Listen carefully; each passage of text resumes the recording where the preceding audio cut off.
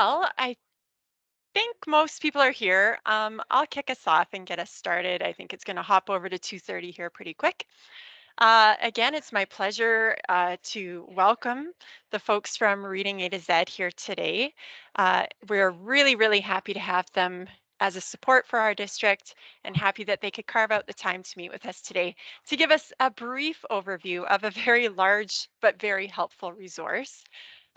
So we have Jason generally with us today, and as a former classroom teacher in the US and chief academic officer for over 120 schools internationally, Jason brings a passionate, wide ranging viewpoint toward providing practical and effective educational solutions.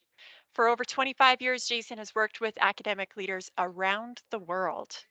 And throughout, he has maintained a firm belief that strong literacy skills significantly impact the academic success and lifelong learning for our students. Jason really hopes to empower educators at all levels with critical resources and digital tools that will help engage and support every student at every learning level. And with that, just check your microphones, make sure they're muted. You don't need your cameras on. And please put any questions during the presentation into the chat. If it's a district question, I can respond. And if it's Reading A to Z related, we've got their team here today. And with that, I'm going to turn it over to David Payne to take over and introduce the rest of the team. Oh, thanks very much. Hi, I'm David Payne. I'm the Alberta representative for Learning A to Z here in Alberta, and we don't have a lot of time to cover a wide range of information, so I'm not going to spend a lot of time taking up Jason's time. But I will note that because of the shortness of time and the breadth and depth of what we want to cover, we're going to ask everybody, if you have any questions, please direct them to the chat box. We have a colleague, Costas, who is manning the chat box, and he'll answer the questions as we go. And then towards the end of the session, there is a Q&A. So you will, if you do want to, you will have an opportunity to ask a question in real time verbally as well. So without further ado, I'm going to turn it back to Jason, and away we go. Enjoy the session. All right, thanks so much, David. And Costas, thank you in advance for all of the questions that you will answer in the chat. If you'll forgive me, I'm going to turn my camera off too. It seems to, again, with the bandwidth, just help us out with when I go live here on the site. But to get us started, what is Reading A to Z should be the first question. So Reading A to Z, it's a literacy platform designed to supplement your reading instruction to reinforce foundational reading skills while also building reading comprehension with highly engaging resources for students and also teaching materials with complete lesson plans for teachers. Now you can see here I have a number of resources pulled up. And what I want to show you is not just a bunch of resources and stuff, but how all of these thousands of resources that we have are actually connected to each other. So all of these resources you're seeing here are all connected to something like the long eval diagram as a specific skill. And I'm going to show you how to make those connections so you're not just blindly going to resources, but show you how they are connected indeed. Jason, can I just interrupt you? I'm not seeing the resources. I don't think your screen is being shared. I thought I was the only one as well. Costas, where were you on that one? I was like, why am I not seeing his screen? I go, something's wrong. I've been going all over. I go, why am I not seeing it? Oh, we can see it now. Yeah, those fabulous resources that I'd mentioned. Well, now you understand what they are and why they're all on the same screen. So thank you, Christine. If you're up, I just wanted to update everybody on the current status of the if you could please mute your laptops as well, just to make sure that we can not have any background noise. I appreciate that.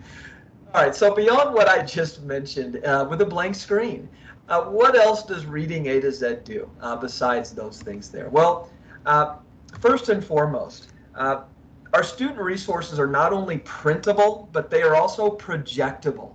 So teachers can model instruction in an in-person or virtual environment. And it's important to note also that student resources, they do include lesson plans for the teachers. The resources may be utilized as one-on-one, whole class, or small group instruction and led by the lesson plan that will direct you. And then also we have thousands and thousands of resources on Reading A to Z. So we have a digital file cabinet included as well, so that you don't have to go fishing every time you're looking for specific resources. Once you find those resources that are great for you, store those in your digital file cabinet. And I'll show you just very briefly how you may do so. All right, let's go ahead and go to the live site and let's go ahead and get started. So first and foremost, at the very top, with the resources drawer on the main Reading A to Z homepage, I'm going to go ahead and select that. And along with, again, thousands and thousands of resources, we have different types of assessment materials, foundational skill, and I'm going to highlight some of those phonics items here in a moment, along with focused instructional resources for explicit instruction. And I'm also going to highlight some of our intervention materials as well. And also in the focused instruction, I'm not going to say this probably later, but it's great to know that we have a lot of SEL resources. So we have SEL video activities along with meaningful conversations for some of those very difficult conversations that you need to have in class. For example, such as bullying, etc. And then writing vocabulary and word work, grammar exercises for you to utilize as well. Getting back into that foundational skills drawer, let's show you some of that connectivity that I talked about. And I'm going to focus on the long eval diagram just so you can see that connection. So under the foundational skills, I'm going to go to lessons and decodables. That's always a great one to lead with our elementary school teachers. And by selecting that, actually, let me pause for a moment. I want to scroll to the bottom because we're just getting started. I tried to jump right into the resource, and I apologize.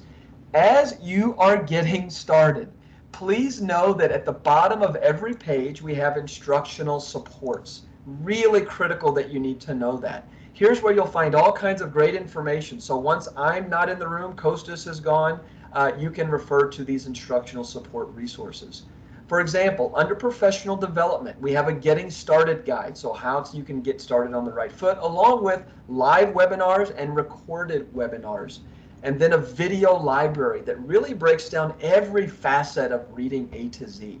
What that looks like very quickly, I'm going to go to the getting started. And as I scroll down here to the getting started, you'll see they're accompanied by videos. And then there's a file cabinet feature that I had mentioned earlier.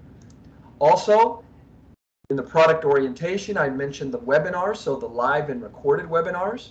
And then the video library. And I'm going to scroll down just briefly so you can see all of the, well, not all, but certainly some of those videos that we have that really dig into very specific resources within Reading A to Z. Again, where you would go to find that is in the instructional supports. There's also a drawer, a selection for projectables. What that does is that teaches you how to use these projectable items so that you can carry out critical instruction in the classroom with your students. And I'll show you some examples of that. I'm actually going to start here before I go back to that drawer. I'm going to start actually with the books by skills chart. And the reason I'm going to do that is there are a number of different ways to search for resources. When you're talking about thousands of resources, you need to know how you can filter out specific resources. So using, for example, the books by skills chart, I can select that and it would pull up something that looks like this. And you can see at the top, I have these little arrows. So that allows me to sort by very specific items. I can sort by phonics skill, phonological awareness, comprehension skill, etc. And by selecting that arrow, it will automatically alphabetize those skills. And so now you can see that it leads with A. So I can find very specific resources to go with very specific skills. And I'll show you another way to do that that's actually even a better way to search here in a moment. I just wanted to make sure that you knew it was there. So getting back to that resource drawer, I was starting out with foundational skills. And we're going to open up the lessons and decodable text. And when I open that up, you'll see something like this. And it will be, the resources will be allocated by specific grade level. And remember, I want to find resources that go with that long eval digraph. And so as I scroll down under grade 1, because that's what I want to focus on, I'll go to lesson 18, the long eval digraph. And when I select that as an example, it looks like this. Now here are those lesson plans that I mentioned for teachers. And then as I scroll down here, you'll see the different types of activities to go along with this particular decodable. I have a game board, letter cards, picture cards, etc. And over here to the right, under decodable book, you'll see the printable format that I can utilize this resource with, or the projectable that I can utilize with students. And again, I'll show you an example of that projectable and the annotative devices that go with that as well. As you scroll down, I mentioned connectivity, the connection with resources with all of these thousands of items that we can use. You'll see the related books. So for an example, with the long eval digraph decodable, I have the applicable sound symbol book that is attached, as well as the read aloud that goes directly with that long eval digraph. If I were to select the long e digraph sound symbol book, it would look something like this. And you'll see this little arrow at the top. That allows you as the teacher to scroll through that resource so you can get a preview of what you are about to use with your students. And you can see here what it pertains to. I mentioned the file cabinet, how you can store all these resources. If you really like this resource and you want to store this in a maybe a long eval digraph resource, you can put it in your file cabinet by selecting the Add To feature. And this is where you can select the specific file folder you'd like to save that to. Again, just a great way to store your resources. And as I scroll down, you'll see the applicable read aloud that I talked about before. We Need a Vacation. And again, if I were to select that, here is that read aloud. And in this case, I'm using this read aloud as a review for that long eval sound. There I can put it in my digital file cabinet. And down here below, I can see the printable for this particular read aloud for students, or the projectable that I can utilize in class to model instruction as the teacher. And also to the right, there is my lesson plan for that particular read aloud. Speaking of lesson plans, for this read aloud, here's just a very brief example of what a lesson plan might look like. And you can see here that we have before reading, during reading, and after reading activities all included as part of that lesson plan. Another resource, again, going with the long eval digraphs that I haven't mentioned yet, I selected resources. And if I come down to the focused instruction drawer underneath foundational skills, I can find items like shared readings. If I were to select a shared reading as an example, it would pull up something that looks like this. And now if I scroll down, remember, I want to connect that shared reading to a long eval digraph. So I might choose the Fuzzy Buzzy Bee. And pulling up that resource, you'll see the projectable here, and you'll also see a projectable book with prompts along with the lesson plan. Now, what is a projectable book with prompts? That is actually the shared reading with questions already built into the resource, so you as the teacher, you don't have to think about what those questions might be. You can utilize that if you wish. Again, just another way to try to make teachers' lives more effective, efficient. And if I were to select the Fuzzy Buzzy Bee as a projectable, here's what it would look like. And so there you can see our cast of characters. These cast of characters, when I choose with prompts, there are specific characters that go with specific skills, just so you know. And you can see I've already highlighted some things here on this particular shared reading. I've highlighted with a green highlighter all of the compound words. It looks like I have underlined with a red pen all of those long eval digraphs.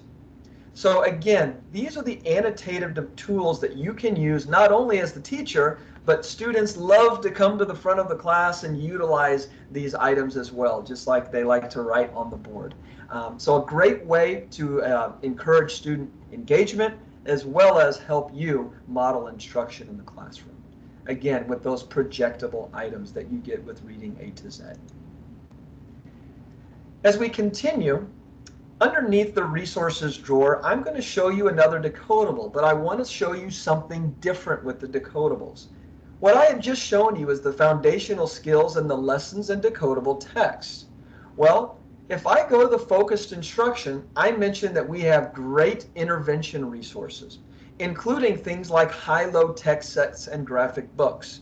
High-low implies that they're high-interest resources, but at lower levels, so you can really accommodate all students. But getting back to that decodable passage resource in the intervention. Here's the difference. When I choose the decodable passage packs as an intervention, what it looks like is this. And I have multiple sets of different types of books, of decodables. If I were to select the scope and sequence, you don't have to use that, but what's important to note here is you can select that and you can see other things built in. You can see that with set 14, I'm utilizing those resources or decodables that apply to the long eval digraph. And I also can see as the teacher, what are those words that are being used, as well as new sight words being introduced, so that I know how to arm the student completely to decode the passages that they are about to receive. And again, I mentioned it was in set 14. So if I were to scroll down on those packs, I could go to set 14 and see the long eval digraph. And again, the printable versions for your students and your projectables for in-class instruction. What that printable, just to show you an example, might look like, if I were to scroll down, again, they open these up like a book. Here's my set 14, and then there's my word list along with the decodable passage, and even including other activities after each individual set in the passage. So here for this one, for Skeeter's Dream, there's the activity for the student complete as an example. To get even further into these resources. So if I were to go to resources again, and I were to select assessments, again, we're going to stick with the long eval diagram, just so you can see the connections between resources in foundational skills, focused instruction, even writing vocabulary and word work here in a moment. But under assessments, let's go to phonics as another example to follow up with that long eval diagram. If I were to select that, it looks like this, our phonics assessments. And if I were to scroll down to assessment 7, you can see the long and short eval digraph assessment therein. And if I were to select it, here's what one of those might look like. So you can see the vowel digraphs at the top with the E, and you can also see we're talking about final trigraphs as well. And as I scroll down, you'll see some other opportunities for assessment for your students. Finally, I like to show what I call anchor text. And anchor text you can apply as a larger resource with very specific skills embedded within those anchor text. So if I scroll down, again for this, the food chain, I can see here under phonics, I'm now talking about identifying the vowel digraph EA, and then applicable grammar and mechanics skills like capitalization as well as punctuation. Now before I show you the projectable that goes with that and what you can do, keeping this in mind, you want to filter items so that you can really get to exactly what you need for instruction. Again, one thing that you can do, one tool you can utilize is the Books by Skills chart. Here in a moment, I'm going to show you an even better way to search for resources. But getting back to my anchor text. So here are those individual skills. So when I go to the projectable that I can utilize as the teacher in the classroom, again, you can see those annotated tools here on the left. And what I've done, I've chosen the green pen to mark through those the capitalization items, those first words of the sentence. Looks like I've chosen the red pen to underline some of those L blends since we're talking about plants. And I have highlighted with a yellow marker all of those long E vowel digraphs. And then getting to punctuation, it appears that with the green pen, I've also circled the punctuation at the end of every sentence. Again, as you print these out, then students can model this instruction as well. Along with that resource, you'll find worksheets and other instructional tools. So here underneath the worksheets, you can actually print out individual worksheets that deal with individual skills, or you can print all of those out for students under all worksheets. And what those worksheets, as an example, looks like, for this particular item we're talking about, you can barely see it, sequence of events with this particular task. And as I scroll down, the applicable task here is capitalization and punctuation, which we just modeled given the projectable. And then the last thing here, again, as I marked in the projectable, all of those compound words exercises as an example of tools that go along with those anchor text items. Now, I mentioned punctuation and capitalization. Underneath the resource drawer, again, talking about connecting all these thousands of resources with very specific tracks. Underneath writing, vocabulary, and word work, I can go to something like a daily language practice. You'll find writing, handwriting, vocabulary activities and resources as well. But if I were to select the daily language practice, maybe I want to highlight, or I want to focus on capitalization and punctuation over the course of this week.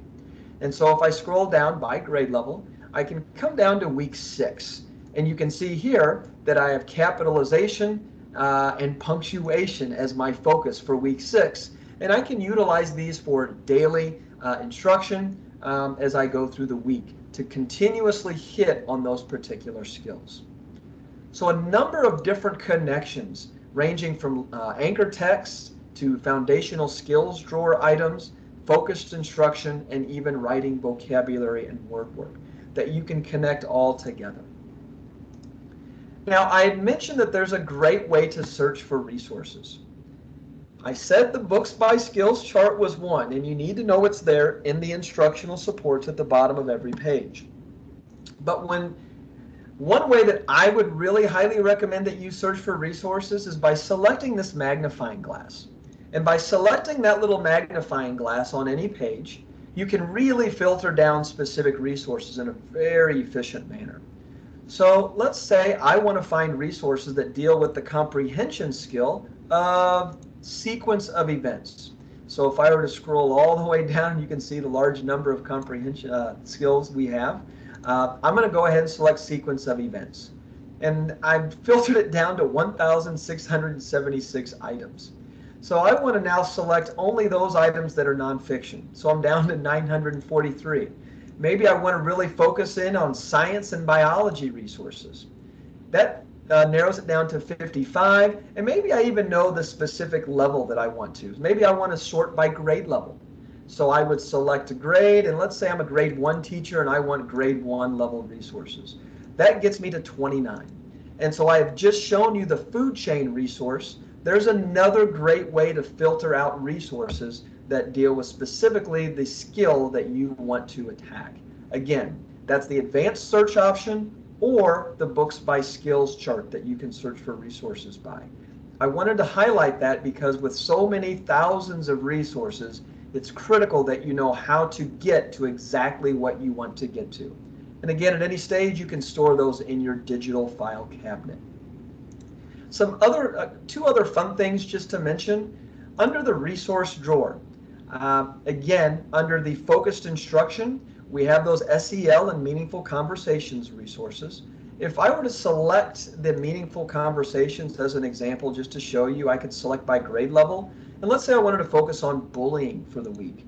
So by selecting bullying, you can see the number of resources that, that populate, that are printable, projectable, and of course you can store those in your digital file cabinet, maybe according to theme, in this case bullying, and then other related resources.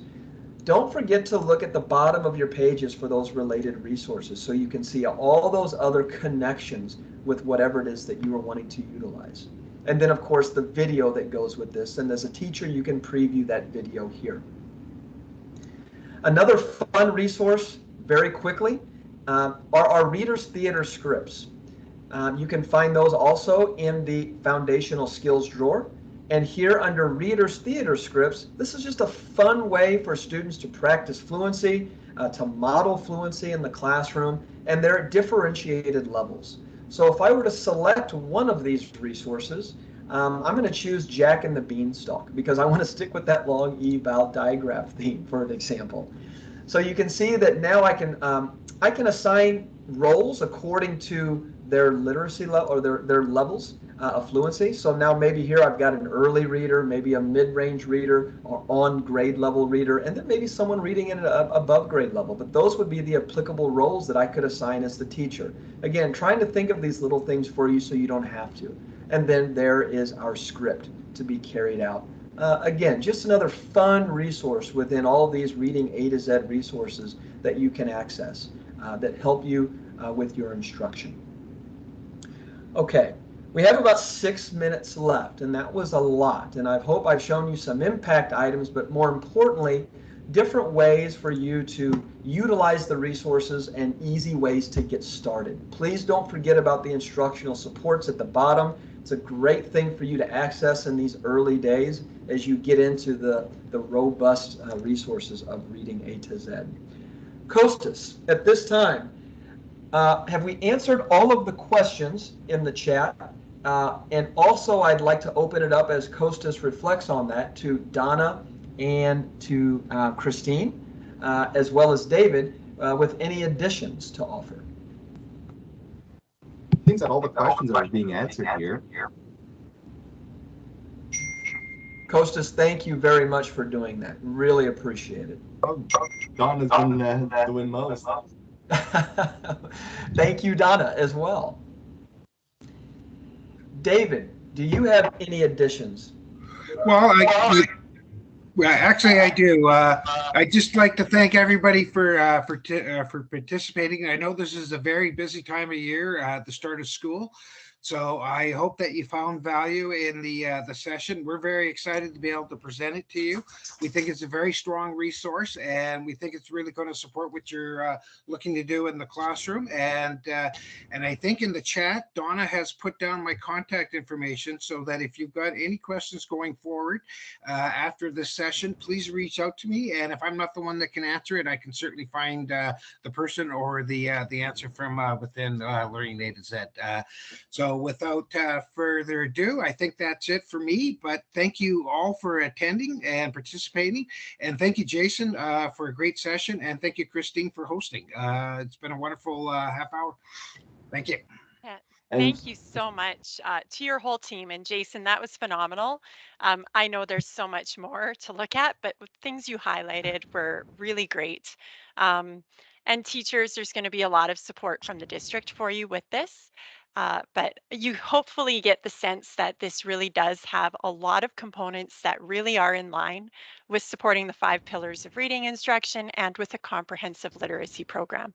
So it's a really great, deep resource with a lot of usability.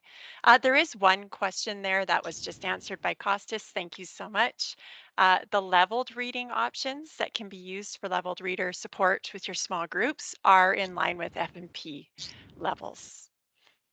Yeah, And the we have a benefit level is correlation chart, yeah, and we show Yeah. how our levels correlate to other leveling systems as well. Yeah. So thank you guys so much. Thank you, Jason. That was great. Really appreciate your time. Christine, absolutely my pleasure. Hope it was impactful and hope to see you again soon as you dig deeper into these resources. Thanks so much for having us. You bet. All right, well, if that's it, if there aren't any other further questions, I guess everyone's free to carry on to their next session or whatever it is that they're carrying on off to. So once again, thank you everybody for participating.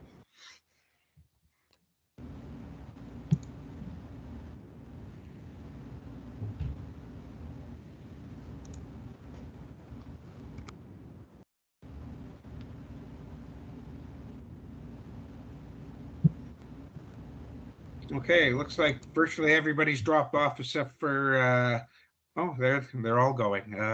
Anyways, I'm going to head out myself. So once again, thank you. And thank you, Kostas. I haven't had a chance to meet you before, so it's nice to put a face to a name. So all good. Yeah, good to see you too, I guess. Let me see you. Let me see you. Thank you for staying turn up your late, camera. Kostas. Oh, Go to bed now. Yeah, it's midnight. It's midnight. Well, that's right. Yeah, you're on a slightly different time. All right. Well, listen, thanks for everybody. And if there's anything else, Christine, just let me know and we can go from there. Will do. Thank you so much. Okay, All right, bye-bye. thank you.